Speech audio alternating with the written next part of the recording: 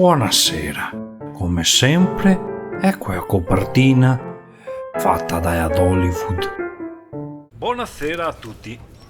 Mi raccomando, tu hai appunti che ho fatto una jobac da paura. Sconissimo. Adesso vediamo come che te ti accavi. Primo punto interessante del jobac. Mai più precariato. Cosa vuol dire questo?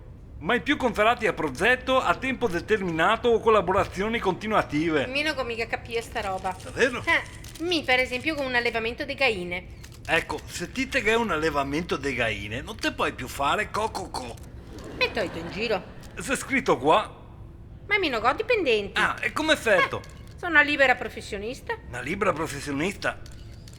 E ora vorrà dire che non ti puoi fare più il Coco Pro. Scusa Renzi, ma amico è vigna, non posso assumere gente tutto l'anno o lavorare solo che a settembre? Rispondete agli altri a questi che se robe massa tecniche che mi fa mai a testa, via, occhio. Ah, scusa, è vero.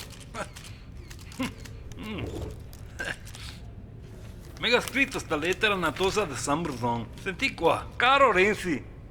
Mia mamma che ha avuto la stessa idea, ha sempre combattuto il precariato e non ha mai accettato compromessi. Dopo una vita che ha aspettato un contratto a tempo indeterminato, si è assunta in cielo dove che si assicura che è finalmente felice. Ecco, questa testimonianza si approva che con fiat e pazienza e buona volontà un posto che si partuti. Guru guru guru guru guru qua qua. Gi gi gi, co co co. Guru guru guru guru